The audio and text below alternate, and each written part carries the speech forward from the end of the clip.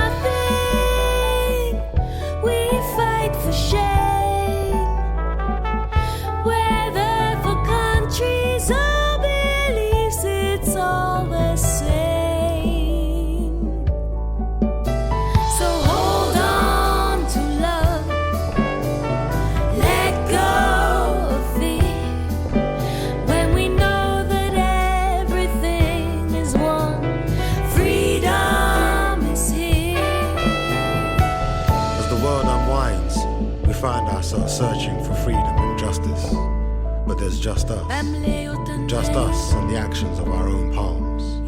We are a beautiful people, and worth fighting for, truly worth fighting for.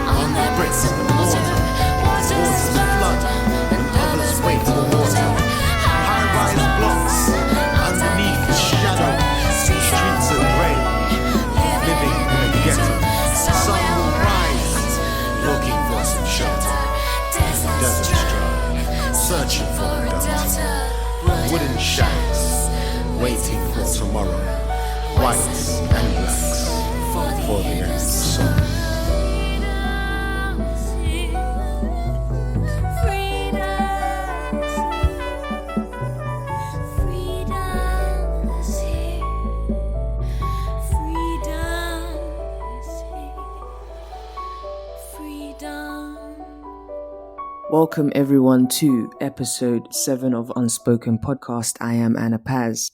And first, I just want to apologize to everyone who's been listening in. The month of April was a very busy month for me, and I wasn't able to actually put out some of the content that I wanted to. There was also technical difficulties with a special guest that I wanted to interview. April was just filled with a lot of ups and downs and many deadlines. It was also my birthday. So I had a lot of things that I was doing. So I wasn't able to sit down and record this episode. But we move. Today, I'm going to be continuing with this 6-part series of my master's research, coming to voice through Capoeira, uncovering the ancestrality and embodiments of the African diaspora. Now, usually when I do an episode that's about my master's thesis, I put this introduction, which is like a performative introduction, so you can get a little bit of an understanding of the whole research. But on this episode, I'm not going to do that. So just to encourage you to listen to the other episodes. So if you do want to hear that introduction, you can go on to any episode that has come into voice through Capoeira and you can hear that introduction there.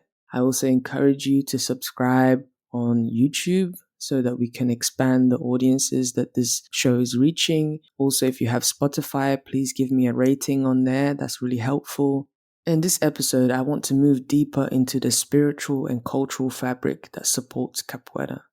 The Black ancestral traditions in Brazil that have greatly shaped this practice. And I'm talking about Candomblé and the Yoruba Orisa traditions.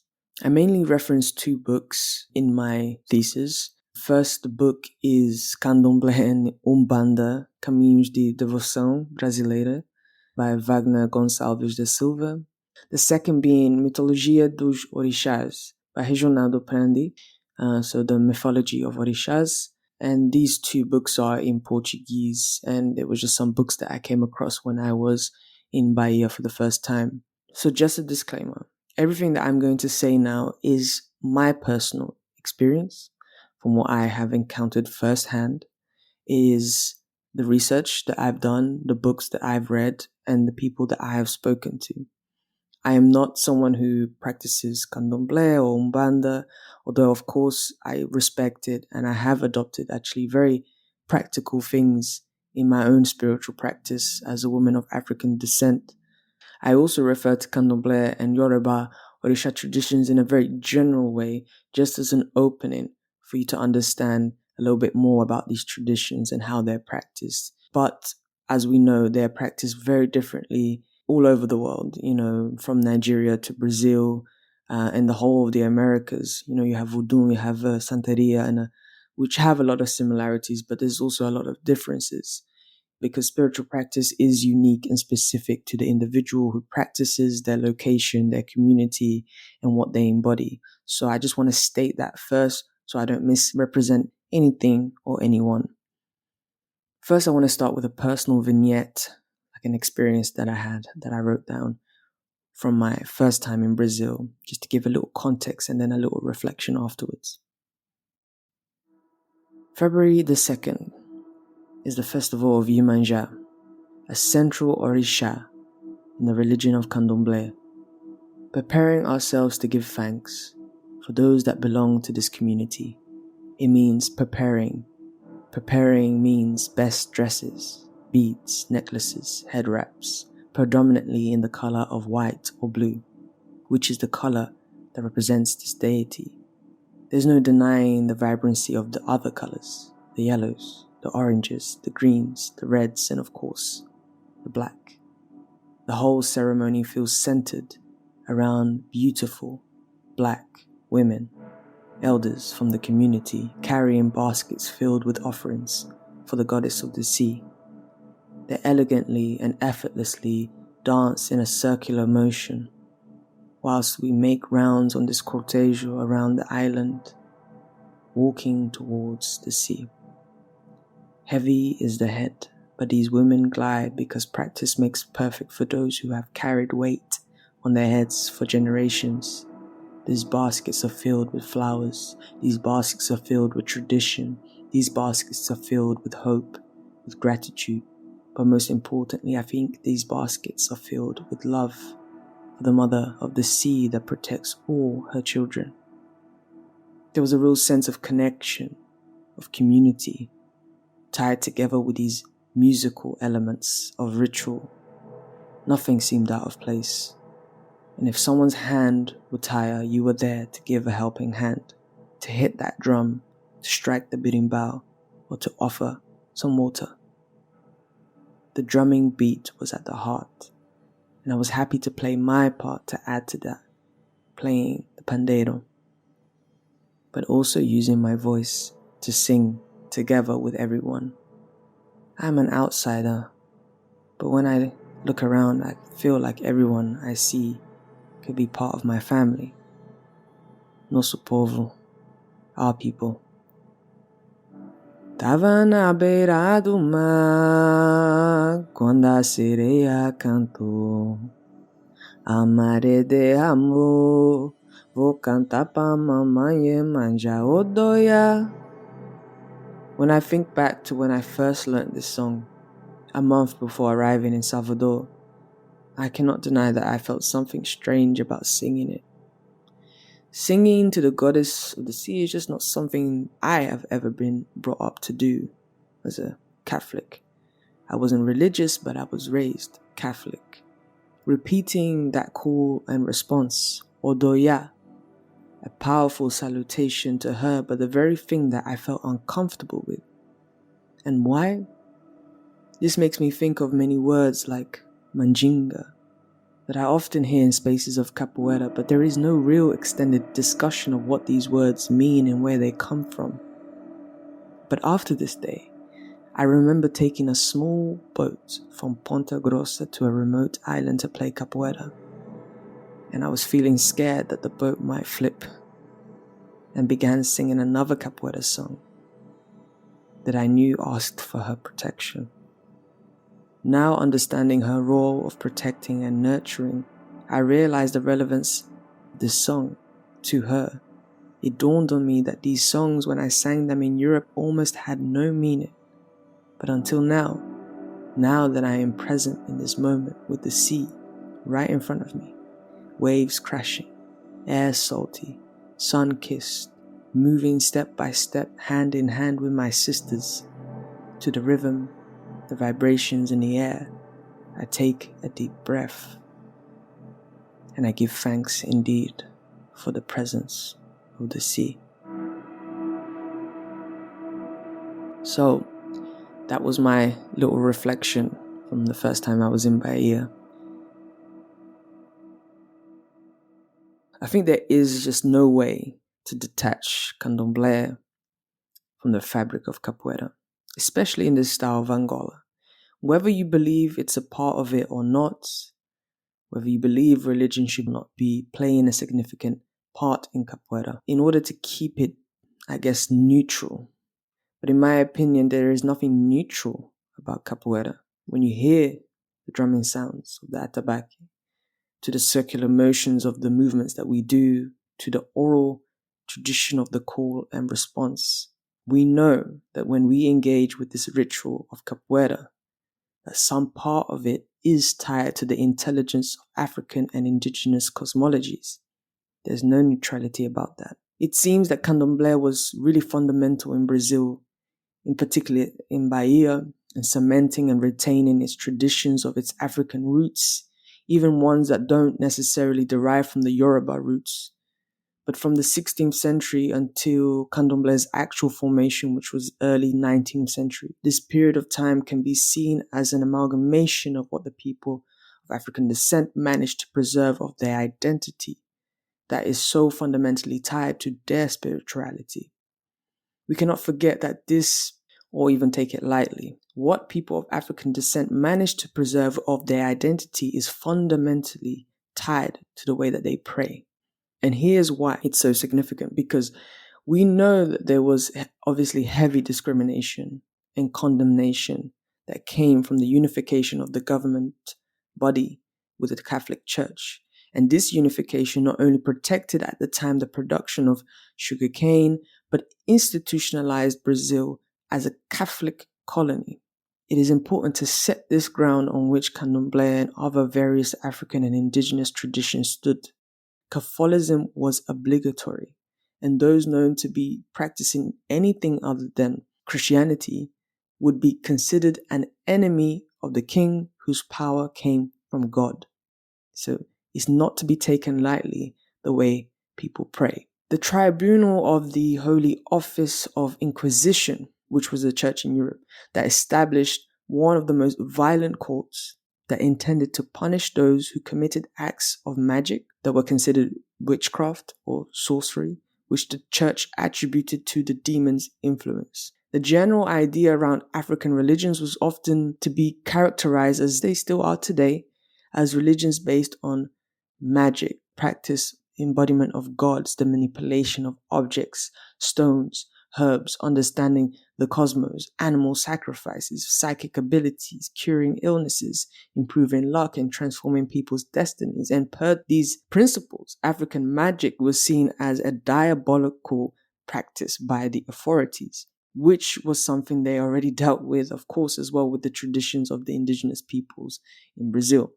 Now, understanding that ground, Candomblé is sort of like the reinvention of Africa and Brazil in a space in time dictated by Christianity, which shaped the way that African religions could be practiced and the distinct differences from traditional religions of West Africa.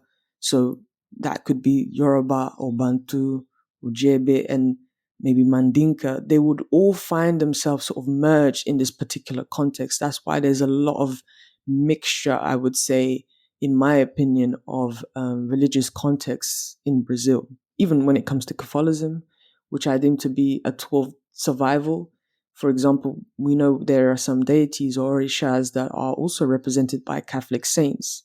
And as I've heard, this is a way to disguise and worship in plain sight. With this being said, reflecting on that memory I had when I first went to Brazil, as someone who's been brought up in Europe, yes, I am a Black woman, and yes, I have African roots, but I know that I had this discomfort of singing the word Odoya or even saying the word Yimanja. It didn't just come from the fact that I didn't belong to the community, that I didn't practice Candomblé, but because I view and engage with this Eurocentric mindset that is extremely present whether I'm conscious or not. So my understanding of it will always be sort of limited or maybe skewed by the value system that I have been brought up with, which has this embodiment of interrogating or dismissing something we don't understand. We fear it. It highlights how we have been molded to perceive certain traditions within human history as negative or not as important. And this stands for most, if not all, African or indigenous ways of knowing, seeing. They have been reduced to folklore, myths, black magic, or backwards behavior. And anything at times that is considered valuable is just repackaged and renamed to fit a Western ideal. And this also positions language, as I keep saying in all my episodes, I keep mentioning language because I really see it as a key contributor to upholding the ways that we think and the dominant narratives that is weaved into the languages, obviously, that we speak. Since words like Odoya and Yimanja are not part of the language that I speak, whether it be English or Portuguese, of course, that can startle me, not only because I don't understand it, but because these embodiments that I hold make it difficult for me to accept this as not negative. I have a suspicion. But of course, it is also part of the human experience to be suspicious of something that you don't understand yet. It's interesting to see these layers. And it really demonstrates how language, as Bell Hooks says, is indeed a struggle. And in my opinion, it is language, and this particular embodiment of oppression that very clearly creates these parameters in our mind, in our body, in our spirit of all those that have been colonized and brought up in the environment infested by those ramifications of it. It makes it not easy for us to be aware of this, and it even makes it difficult for us to claim the components of ritual and spirituality that have come from our ancestrality before colonization, even in a practice like capoeira. Now, that does not mean that if we practice capoeira that we have to practice some African or indigenous spiritual tradition, but we must recognize that it is present and it has always been present because of the people that practice it, and we must respect it as such. It should have its place and it should not be something that is neutralized. Now, I would love to share some insights, delve in a little bit into the Orisha traditions and focusing on three Orishas, and that being Ogun, Oshun, and Yemanja. And like I said, those books that I mentioned before, which I will leave on the notes of this episode so you can check out and read for yourself. But first, I want to go through the meaning of the word Orisha. Orisha in Yoruba comes from the word Ori, which means head or consciousness or even destiny. And then Sa is to be selected or chosen. So it literally means the head that is specifically selected or chosen. And this refers to the Ifa system originating from Yoruba land in West Africa, the traditional religion of the Yoruba people, Nigeria. Orisha is a deity connected to the creator, Oludumare, that's the name of the creator.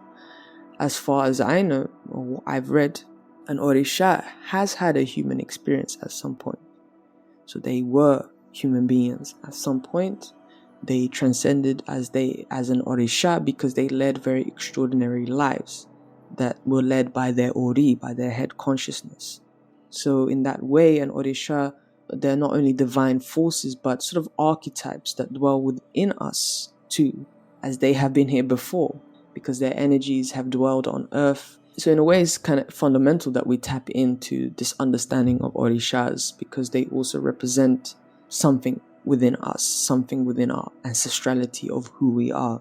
Each Orisha can also represent and be symbolic of the realm of nature, of elements, water, earth, wind, fire, and so on. And from what I've read, it's not that there are these elements, but that they can transcend and be relatable to the human experience in so many different ways, including nature. So I want to talk about 3 Orishas that I think are very relevant to Capoeira, and they often get mentioned in certain Capoeira songs, and for me also things that I have adopted in my spiritual practice as well, after getting a few readings, understanding what energies might be relating to my frequency and what I hold. The first one has to be Yemanja. She's often mentioned in Capoeira songs, the mother of the sea, the mother of all children. She's a maternal force, protector. She holds the wisdom of the deep. Her name derives from the word Yemonja, which means mother of children who are fish, or mother of children essentially. And in Brazil, she's celebrated and honored on February the 2nd with processions and flowers and offerings to the sea. The second being Ogun.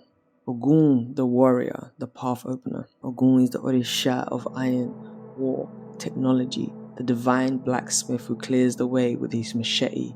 He is the forge, the road, the cutting edge of transformation. For me, Ogun is very symbolic to resistance and liberation, and that's something obviously very present in Capoeira. So he's not just a warrior, but he is the one who makes the path possible.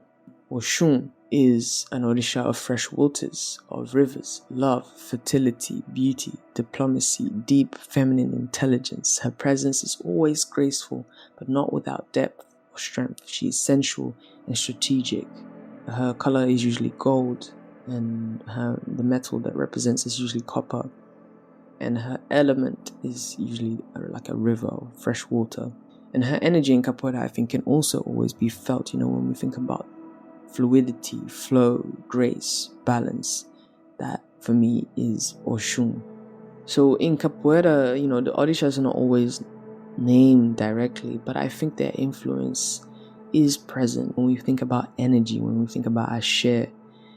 It's being exchanged, and it feels to me that, particularly in Capoeira Angola, that we are enacting and feeling the reverberations of lived experiences, of fights inside of us and outside of us that might not always necessarily be tied to who we are in this realm of living, but actually all those stories that have come before us, but they are representations of us in that moment. They come through us in that moment.